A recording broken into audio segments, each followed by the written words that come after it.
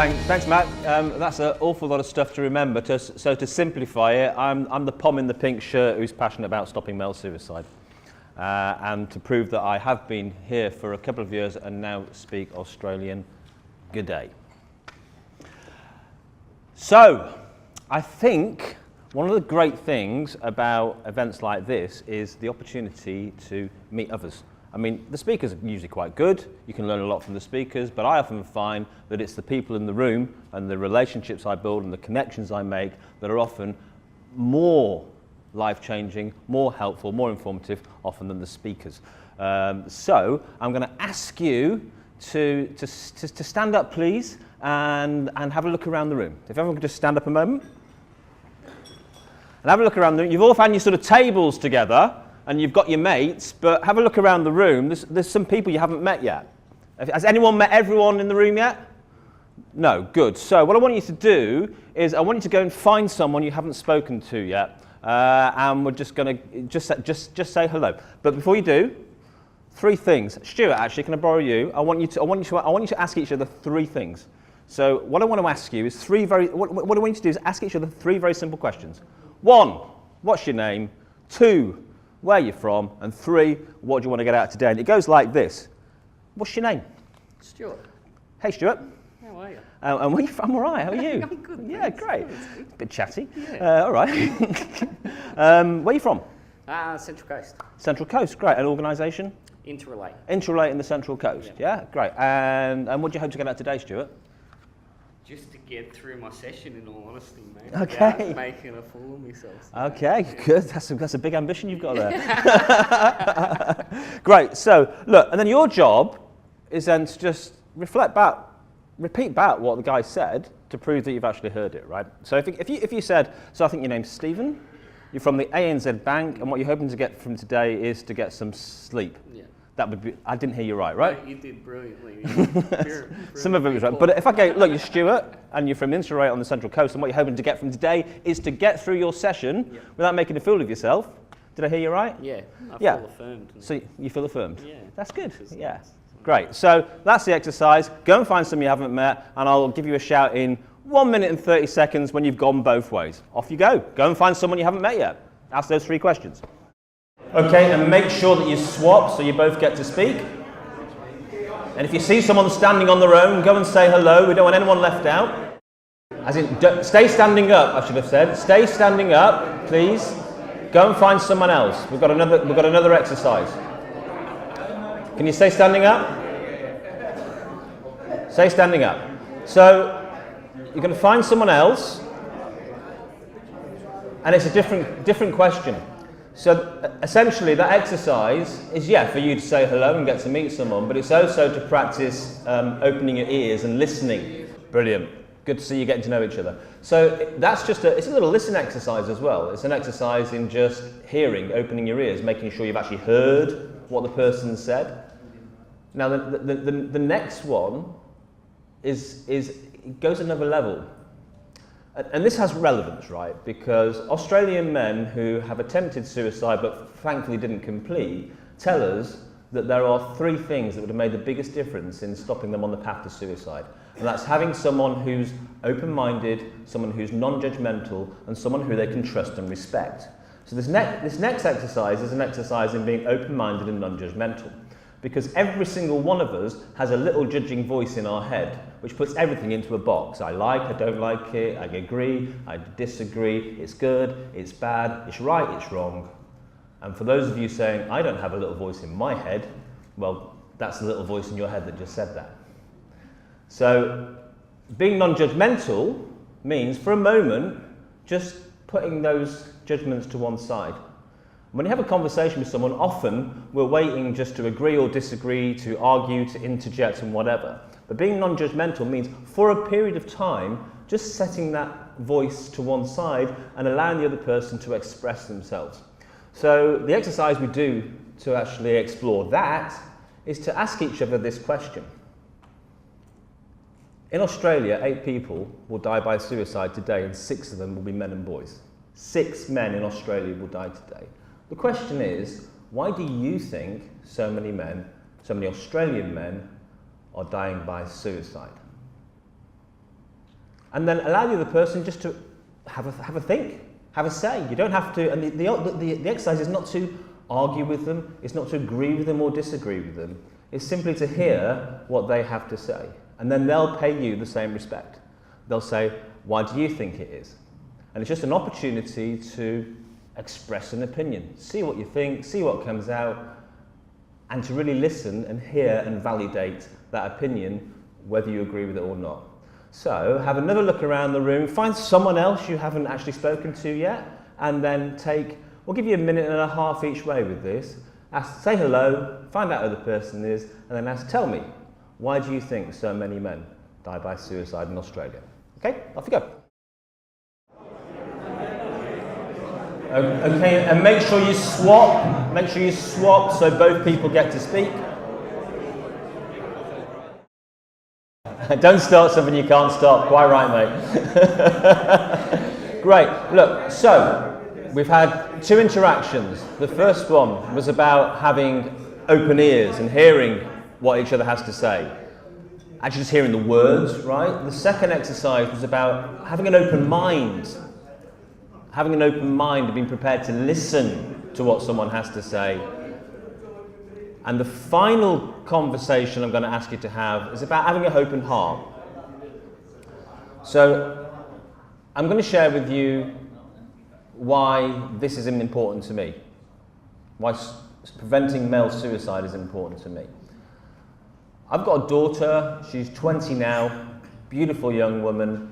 I was very fortunate when she was born in the late 90s to be at home full-time with her. So I was at home, a full-time dad, spending every hour and every day with my beautiful daughter as she grew up. Then when she was 3, my wife left, and it shattered my experience of fatherhood. I went through the family courts, went through all the battles, and I came very close to taking my own life. Now, I got through that. It wasn't something which happened one day then went away. It was something that was there as a possibility in the background for many years. And in that moment, I became interested in why is it that so many men end up dying by suicide? What are the issues that put men like me on the pathway to suicide? And that's when I started working with men and boys, which is what I've dedicated the last pretty much 20 years of my life to. And my vision is, see, I've got a daughter. Of course, I want my daughter to, like every loving father, I want my daughter to grow and thrive, have every possibility in life, be happy, and that gender is never, her being a woman, never gets in the way of her living the life she wants to live. And I want that for men and boys too. I want that for men and boys too. I want her to grow up in a world where men and boys can thrive and be happy and have whatever they want in life too. So for me, all my work is about creating a world where every man and boy is just one conversation away from whatever help and support they need. Now, if that's about being concerned about your prostate or wondering how you might stop smoking, and a mate can say you want to try this, you want to try that, that one conversation, that might help you. And it's really important to have people around you. And when we're talking about suicide, being one conversation away from whatever help and support you need can save your life.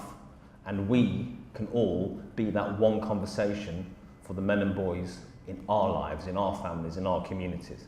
So the reason that I do this is because I want to create a better world for my daughter where everyone is just one conversation away from whatever help and support they need. Now I want you to think for a second, 6 Australian men will die by suicide today. If we could be the generation that actually stops that happening, why would that matter to you? Why is it important to you personally that men in your lives, men in your families, men in your communities, men in this glorious country don't get to the point where they think the best possible solution to their problems is taking their own lives? So why would you personally love to live in a world where less men or no men took their own lives? Why is that important to you personally? So I'll give you minute and a half each, go and find someone else to talk to and just ask them, why is it important to you to stop male suicide? Okay? Okay, there are basically two reasons why I do that exercise. I ask you to do that exercise. One is it's a really good way to connect and actually connect to and become aware of how we listen to each other. And another is as a speaker, tip for you here, Stu, I've just done 30 minutes, it's fantastic. I haven't had to say anything yet. It's not my idea. Oh, I'm sorry, mate. And people say that one of the reasons why so many men take their own lives is because men don't talk. And I say, come into a room of men and get them talking, then try and get them to shut up and tell me that men don't talk. Of course men talk. As you guys from the men's sheds will know, as anyone who works with men will know, in the right circumstances, men do talk. So nothing I'm going to say today in terms of male suicide prevention is going to be hectoring men about they should talk and men don't talk. I think that just, it takes us nowhere. And it doesn't reflect my experience of working with men of all backgrounds, and doesn't reflect my experience of working with men in the UK or Australia. Men talk. You just have to know how to listen.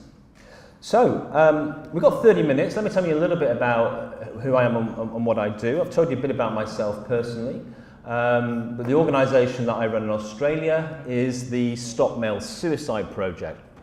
The Stop Male Suicide Project is a training and development company, so we're not a service provider, but we train people in how to prevent suicide, because there's millions of dollars spent in this country every year on suicide prevention training, and pretty much none of it focuses on male suicide prevention training, even though out of 8 people who die by suicide every day, 6 of them are men. So we also run seminars all over the country, in every state and territory, where we bring people together who are doing great work to stop suicide and get them to learn from each other.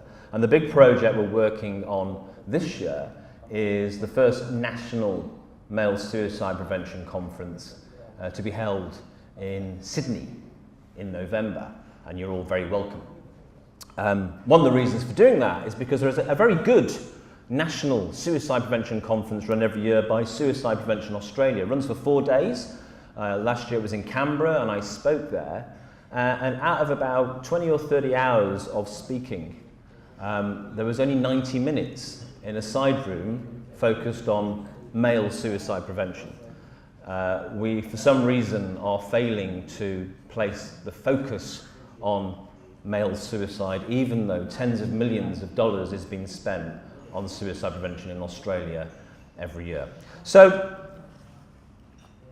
I don't believe, despite what everyone says about whinging poms, I don't believe in whinging and whining about problems. I think either get out there and sort the problem out or shut up. So on this particular issue, I'm passionate and committed to not whinging and whining about the problem, but getting out there and doing something about it and helping people to take action to stop male suicide, because we can. Because we can. So, one thing we look to do is we look to work with leaders, innovators and change makers who are actually interested in doing more to help prevent male suicide. That can be just individuals who are looking to set up projects or have a particular community they want to support, or it can be leaders of large organisations, working with dads, working with older men, whoever they are. And we have a 5-step process that we take these people through, and I just want to give you a sense of what those 5 steps are, so that if any of you are sitting there thinking, I could be a leader or a change maker or an innovator in my community and do more to keep my community safe from male suicide, then maybe one of these steps or all of these steps will speak to you. I'm aware I'm clinging on to the lectern and it's a barrier between me and you, so I'm just going to, can you hear me out there if I speak like that? Yeah? Great. Okay. And I must remember to stay out of the headlights, because apparently this is being filmed and I disappear from the film if I stand here. Okay. So, there are 5 key steps that I believe we need to take if we want to get better at helping to stop male suicide. The first one is we need to rethink how we talk about suicide. At the moment, there are two distinct ways of thinking about suicide in Australia. The first, which is the dominant way of thinking, is that suicide is a problem that generates from the inside out. So what happens, this is the model of suicide, and this is what people get taught in suicide prevention training, that people first feel suicidal, they then think about suicide, they maybe plan a suicide attempt and attempt suicide. So they sort of feel, think, and act. Now, that's a good model, and it's true of a lot of people. And the thinking is, if you can spot people when they're feeling or thinking about suicide before they actually take action, then you can intervene and prevent them and help them. It's a fantastic model.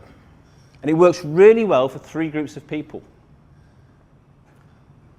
People who think about suicide more, people who attempt suicide more, and people who've got diagnosed mental health issues like depression or anxiety. So, in terms of men and women, who knows? Who thinks about suicide more, men or women? Men. Women. All the research shows, I know, all the research shows that if you measure what they call suicidality, thinking and feeling about suicide, women do it more than men. Who attempts suicide more, men and women? Men. Men. Yes. All the research shows Yeah. Women. that women attempt suicide more than men. Who has more diagnosed mental health issues, men or women? Women, right. So, if we've got a model of suicide prevention that's more effective at helping people who think about suicide, people who attempt suicide, and people who have a diagnosed mental health issue, is that going to be more effective at helping men or women? It's going to be more effective at helping women, right? Because women are more likely to be in those groups. Now, that's not to say that that model doesn't help any men, because it does. But there's a whole chunk of men that are being missed out by that old model of suicide prevention, the inside-out model of suicide prevention. So what we've found as we've gone around the country and spoken to projects around the world that are really good at helping men is that they have a different model. They work from the outside in. Who's heard the story about men and women that when women want to talk about their feelings about a problem, men try to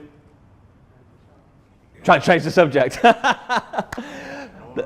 Ignore them. Oh, you're a great bunch of guys, aren't you? You really. How's your relationships going? The story goes, I'm sure you've heard it, that when women talk about their feelings about their problems, men try and fix those problems. And this is a constant complaint between men and women. Now, this may or may not be true of all men and women, but it's a story that's out there.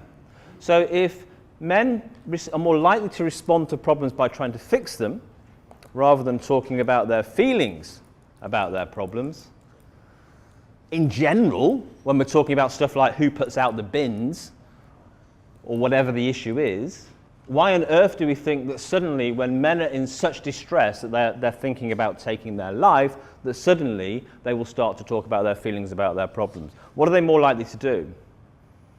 They're more likely to try and fix the problems that are making them feel suicidal. So the outside-in pathway of suicide prevention goes like this. People have problems. They first try and fix those problems. If they can't fix those problems, they then try and cope with the problems they can't fix. And if they can't cope with the problems that they can't fix, then at that point they may consider suicide as the best possible solution to the problems that they face. And the one thing that all men who suicide seem to have in common is that at the point when they suicide, they genuinely believe that taking their own life is the best possible solution to the problems they face. So our job is to spot men on that path. Spot men when they have a problem that puts them at risk of suicide. Spot men when they're not doing so well at fixing those problems. Spot men when they're not coping with the problems that they have, and intervene before they get to the point where they see suicide as the best possible solution to their problem. Because you see, the thing is, whilst women are more likely to attempt suicide, men are much more likely to complete suicide at the first go. A lot of suicide intervention relies on working with people who've previously attempted suicide. They've turned up at hospital, they've taken an overdose, and there's an opportunity then to work with them because we know they're more at risk of suicide. Men are less likely to give us that opportunity because they're much more likely to complete on the first go. With men, there's often no second chances. We can't wait for men to start talking about their feelings, about their problems. We have to look out for the men in our communities and work out which men are at risk. And one way to do that is to be aware of the types of issues that put men on the path to suicide. And the four most common issues, in very simplistic terms, are work, wife, mood, and booze. So work. Guys who are unemployed, guys who have money issues, guys who are getting bullied at work, guys in insecure employment, much more at risk of suicide than someone in a secure job, someone who hasn't got any money worries. Really common, about half of all suicides are not men who suicide are not working. Wife, this could apply to your male partner, your girlfriend. You don't have to be married, but any kind of relationship issue, relationship breakdown for men is linked to 1 in 4 suicides. So you know a bloke who's struggling in his relationship, we know we need to look out for them. 1 in 10 suicides are linked to bereavement, so losing someone you love. So it doesn't have to be relationship breakdown, it can be losing a partner, losing a child, losing a good mate, very strongly linked with suicide. And yet most bereavement services out there are working with women, not with men. Booze. Loads of us drink too much, but booze broadly relates to not just drinking, but harmful behaviour of some sort. Particularly if you've got a mate who usually drinks a couple of beers once or twice a week and is suddenly necking 2 or 3 bottles of vodka, if there's a change in the amount that someone's drinking, or drug taking, or harming themselves in some way, like risky behaviour, there's a sign there's someone who needs help. And mood. We all know the big conversation about suicide is that it's linked to depression, and that if only men would talk about their feelings about their depression, that there would be no suicide. Well, that just doesn't equate with the statistics and the research we've got, because between 50 and 75% of all male suicides are not actually associated with a long-term mental health issue.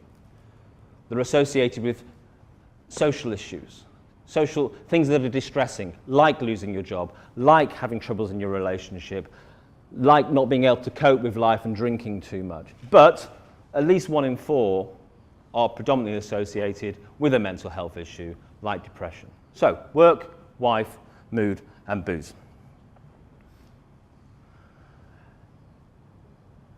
So that's the first thing. Shift from thinking that suicide is this complex mental health issue that only mental health professionals can deal with, and recognise that in men it is often a response to just life problems, and actually what they need is someone to talk to, like we spoke to each other at the beginning, to hear what they've got to say, to listen in a non-judgmental way, to open our hearts and be caring and concerned. The 3 things we need to do for the men in our lives, if they're facing problems, is to open our ears, to open our minds, and open our hearts and be there for them. Because that's what men tell us. Men who've attempted suicide and unfortunately came out the other end tell us that the 3 things that make the biggest difference is having a person that they can trust and respect, a person that will listen with an open mind, a person who won't judge them, and you could be that person. You don't need to know how to fix their problems. You don't need to know what to say. Because listening doesn't involve talking. It may involve asking a question, but listening's actually, when you practice it, really easy, because you don't have to say anything other than tell me more. I'm always here. You can tell me anything.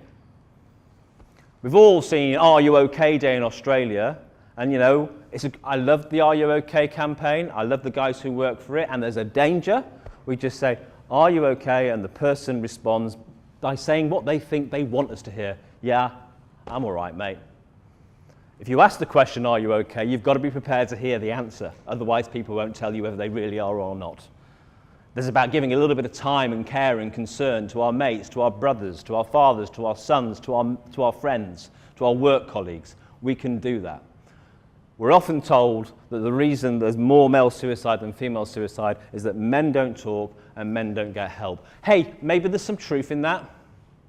But constantly telling men who are at the point of distress, so distressed that they think that taking their own life is the best solution to the problems they face. Telling those men that, hey, you've got to talk, you've got to get help, that isn't going to change anything.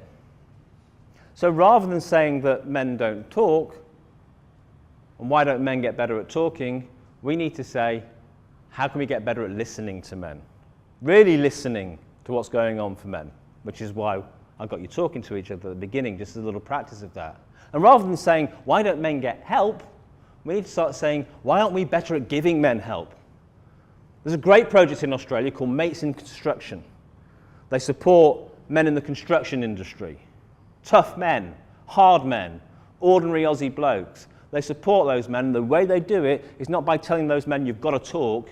They actually train those men to help their mates. And then what happens is if you work on a construction site where all the blokes are trained in how to help, how to listen, how to look out for mates who may be having a bit of trouble, doing it tough, not travelling too well, it's just really easy to get help and it's really easy to talk because you're surrounded by blokes who actually are there for you. So what they're not doing is going around lecturing construction workers that they must get help. They're just encouraging and teaching men to give help because, God, do men love to give help? All the men that I know love to be helpful. There's a story out there that one of the reasons we're not tackling the male suicide problem is because we don't care about men and boys. Again, maybe there's some truth in that, but I go around and have these conversations every single week all over Australia. And I used to have that attitude that I thought people don't care about men and boys, people don't care about male suicide. It's not true. People care passionately about male suicide. People care passionately about their friends and their family and the people in their community. It's not that they don't care, it's that they just don't know how to help.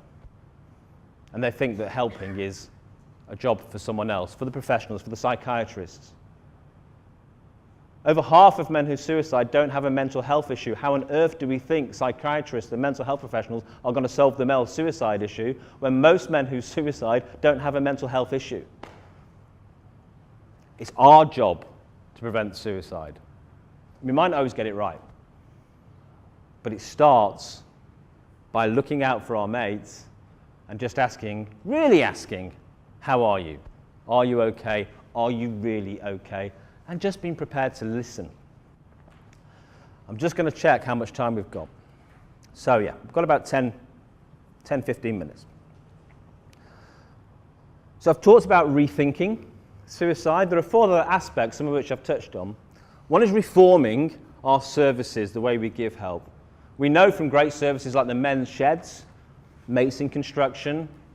There's an organisation in Australia called Dads in Distress, which supports separated fathers that I do some work with. There are some great organisations out there that are really good at helping men. They prove over, and it's true all over the world, they prove over and over again, you don't have to get men to change. If you change the way you deliver a service, make it more male-friendly, maybe don't just have it open at 9 to 5, Monday to Friday when most men are at work, have it open at the weekend, have it open in the evening, have it run by men, have it in a male-friendly space where men already are, like a sports ground or a pub. There's loads of evidence all over the world. Or a shed, have it in a shed. Isn't that a glorious thing? Do you know, Australia leads the world in men's health. There's so much more we could do, but Australia's given the world the men's sheds movement. Started in Australia, there's now nearly 1,000 sheds in Australia, but there's over 1,000 more in the UK and Ireland and New Zealand and America, Canada. It started here. Movember, people growing moustaches and raising millions of dollars. It started here. I'm sick of hearing conversations that go, you know, Aussie blokes are their own worst enemy, Aussie blokes aren't interested in men's health. You've created things that are world-changing. This country's awesome. You have one of the longest life expectancies for men anywhere in the world, and it's not as long as the life expectancy for women here. So we can live longer, we can live happier, we can have better lives, but let's not just talk about the fact that there's something wrong with Aussie men. There's nothing wrong with Aussie men. You're leading the world in men's health, and we can do more. But one of the ways that Australia leads the world in men's health is championing male-friendly services. It's really obvious, right? That if women need female-friendly services to help them address some of the issues that they have, then men need male-friendly services. It's really simple. So, number 2 is we need to reform the way we deliver our services. And Matt talked a bit about, you know, gender-neutral services. I'm not for gender-neutral services. I'm for gender-inclusive services. And the way you get gender-inclusive services is you get them to be male-friendly, like men's sheds. The kind of places that blokes want to go will show up. Rather than expecting men to change, and men to change how they get help, change our services, and change the way we give help. So that's number 2, we need to reform our services. Number 3 is we need to really listen. We've already spoken about that. You need people to actually really listen to you, not tell you what to do, not try and fix you, not brush you off, not tell you to either man up or open up, but actually just let you talk about your issues and the way you want to talk about your issues and be there for you. And we need to really listen to the actual problems that men are facing. Because we're not comfortable hearing men talking about the fact that they're struggling with something, the fact they're struggling with money, or they're struggling with their relationship, or they were sexually abused when they were a child, or that they are the victim of domestic violence, or that they're drinking too much, or they've got a gambling problem. We're not comfortable hearing men's stories, so we've got to really listen. We've got to create a culture that really listens and can hear that men and boys face problems too. Not that they have it worse than women, or women that have it worse than men, but they're humans and have problems too. Number 4 is we need to reimagine the way we talk about masculinity. And I don't mean we need to sort of like, you know, deconstruct men and get men to be more like women. There's a bit of that conversation out there. There are 2 old ways of talking about men and being a man and masculinity. One is man up, but the other is open up or woman up, right? You've got one group of people saying, look, men should just toughen up and man up and not cry and not talk about their stuff, and that clearly doesn't work.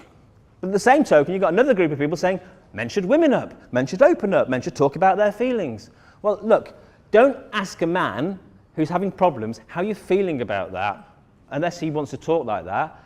Ask him about the situation. My mate in the UK, Professor Martin Seeger, he worked with this helpline. And they couldn't work out, A, why less men were phoning the helpline, and B, why when men did phone, they were off the phone in 2 minutes while the women were on the phone for an hour. And it's just like, oh, well, you know, men are like that and women are like that, right? And that there's nothing you can do about it. But he looked into it. And one of the things they were doing wrong is when they picked up the phone, like this bloke who was like so distressed, never talking to anyone about his issues, it was a suicide helpline, suddenly finds the courage to pick up the phone and go, right, I need to talk to someone. And the first thing they were saying was, tell me how you're feeling.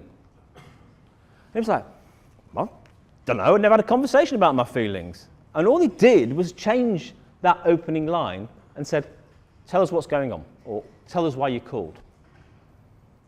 So really simple things like that. Rather than trying to change men and tell men they should be more like women, tell men they should open up, tell men that they should women up, let men talk about their situation, how they want to talk about their situation.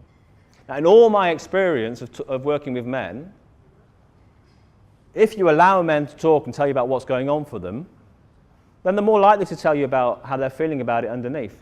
But that's their choice. You don't need to force men to talk about their feelings. If they want to, let them talk about their feelings. But actually find out what's going on for them from the outside in, rather than immediately expecting them to speak from the inside out.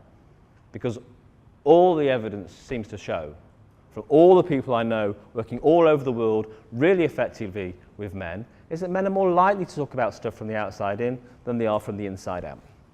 And the final part is something that's been touched upon today, the fifth part, is we need to rally for our men and boys. We need to advocate and champion for our men and boys. We need people out there talking to politicians, talking to the media, saying, hey, we need to think about men and boys too. Not in opposition to women and girls, not like them versus us, but in addition to women and girls. We need to create a world and a country which is grown up enough, like a good parent, to actually take care of women and girls and take care of men and boys. And it's great to be here having this conversation entitled Circle of Care, that's actually caring about and compassionate about the issues that men and boys face. So those are the 5 key things. We need to rethink how we talk about male suicide, stop seeing it just as a mental health issue. We need to reform the way we give help, get better at giving help to men, rather than always talking about why men should get better at getting help. We need to really listen to men and boys so they will talk to us. We need to reimagine how we talk about masculinity, to go beyond just telling men to either man up or open up and allow men to express themselves as they want to, freely and openly. And we need to rally for our men and boys and advocate for our men and boys and start to address some of the issues that we know put men on the path to suicide. Issues around money, issues around relationship, issues around violence and abuse, all those issues. We need to talk more about how those affect men and boys in addition to women and girls. I'm going to have a little time for a couple of questions, but I want to spruik a couple of things. So firstly, I'm an author and a journalist. You can find a lot of my writing free online, just Google my name, not the pom in the pink shirt, it's Glen Poole. Search Glen Poole, you'll find loads of articles and papers I've written and stuff like that. However, I'm a poor immigrant and I'm living in a motorhome and I don't have much to get by. So a few pennies, a few cents would be really appreciated. And in return, you get these fantastic books. So there are 3 books here. They're all $25.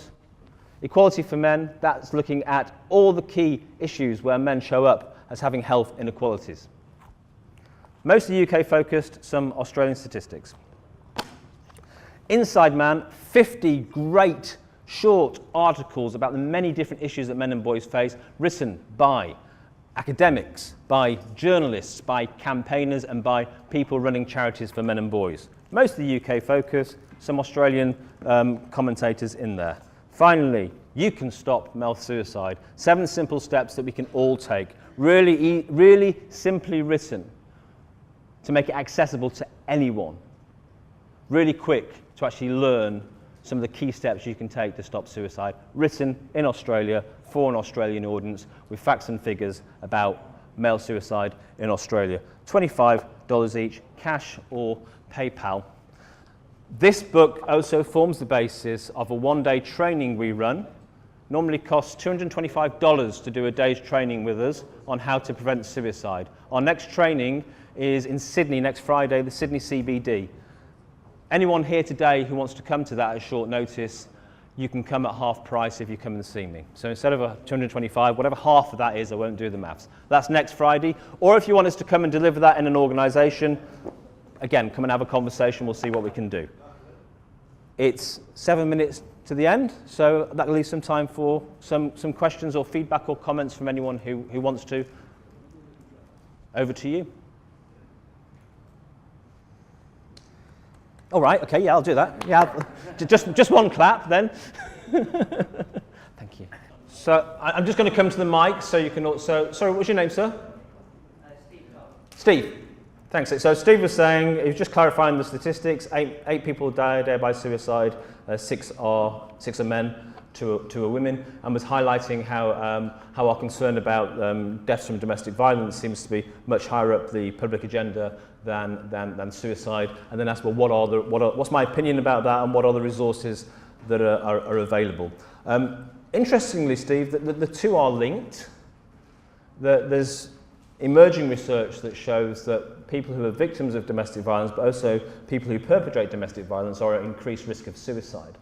So a large number of those suicides are actually linked to domestic violence. So we definitely need to get better at preventing violence against women and girls.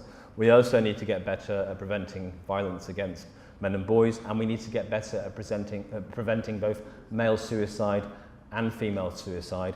And we need to recognise that whilst there are some similarities between the issues that men and boys face, men and women face, there are also some key differences, which is why I talk about the need for male-friendly and female-friendly services. Now, in terms of suicide, my broad recommendation is always to try and find the organisations that specialise in the problems that men have. So I work with Dads in Distress, which runs support groups and a helpline. If you know a dad who's going through difficulties in terms of separation, put him in touch with them. If you know a guy who's actually dealing with money issues, go and find a money counsellor. But in terms of suicide, then we are very blessed in this country to have both Lifeline, and everyone should have this number, 131114. And it's not just for you personally, if you are having thoughts of suicide. It's if you're concerned about someone who might be suicidal and you don't know what to do. Those guys are really well trained and will take those calls from you. So as a stopgap, always look for Lifeline 24/7. People all over the country, 131114, and they usually have a good list of other organisations to refer to. Should we do more? Yes, we should do more. We need lots more. We need lots more male-friendly services at a community level. But it's only by talking about it that we'll get that. And I'm not the kind of person who believes in, like I said, just whinging and whining about what isn't there. I'm actually a believer in bigging up what's already here. Australia has some great services. Men's sheds for older men provide great support. Men's sheds, to me, though it isn't designed that way, is on one level a suicide prevention charity. And I can say that with confidence because I've worked with men's sheds organisations, and I've had men in men's sheds come up to me and say, I think about suicide all the time, I'm dealing with some really difficult stuff. Often finance is one of the big things that older guys might be dealing with. And these bastards over here don't know it, but they keep me alive just because once a week I can sort of be around some people. Never underestimate the power of social connection to keep people safe from suicide. And men's sheds, though they're not set up as a suicide prevention service, provide social connection for older men, which is absolutely fantastic in my view. And we need more things like that simply just provide social connection. Don't necessarily have to deal directly with the problem, provide communities where men and boys can hook into. I haven't checked the time. Okay, one more question if there is one, or comments or feedback. Yeah. So yeah, there are a whole host of communities in Australia which are at men of all backgrounds are at greater risk of women than the same background. So you could be like CEO of a city firm, but managers and directors are far less likely than a farmer in a rural community to kill themselves. But it doesn't mean that those guys don't have problems. Suicide still happens amongst the rich and the wealthy and those with jobs. However, there are some key communities that are at greater risk. We know our brothers in the Aboriginal and Torres Strait Islander communities are at least twice as likely to take their own lives. We know that our LGBTI, our gay friends, our gay communities are certainly at greater risk of thinking about and contemplating suicide. We know older men have the highest rate, particularly over 85, have the highest rate of suicide in Australia. That's the highest rate, not the highest number. The highest number is middle-aged men. And for young men, though they have the lowest rate, for young men it's the biggest killer of young men, suicide in Australia. And yeah, rural communities, guys in rural communities for a whole host of reasons, dealing with drought, dealing with an unproductive farm, dealing with unemployment, dealing with less access to services, dealing with easier access to the means to suicide, like guns. And again, there are some really great organisations doing some work, but not enough. So I've got a mate over in Western Australia who provides financial counselling for farmers, and they say they haven't lost anyone in the last 3 or 4 years that they've been running. And the main reason is as far as they're concerned, is they're not approaching those guys as having mental health issues. It's like, tell a farmer who's got an unproductive farm and can't work out what he's going to do financially that he needs to take some antidepressants and that's going to fix his problem. It's not going to work. what you need to do is actually get in there with him and help him deal with his financial problems. So that's why financial counselling in rural communities has been hugely successful at keeping men safe from suicide, because it's actually dealing with the problems that men are facing rather than treating the man as a problem and telling him he needs to woman up, open up and talk about his feelings more, because that's not going to fix it. That's not going to fix the problem for him. So yeah, we need to be very aware of our rural communities. Thank you for raising it. Okay, that's got to be. I've gone 1 minute over. I could talk all day. Thank you so much. It's great to see you all talking to each other. I'm here all day, so do please come and talk to me. Do be aware of that number for Lifeline. And if any of this conversation is in any way difficult for you, I'm here. Come and talk to me. Or remember that there's Lifeline 131114. Thank you.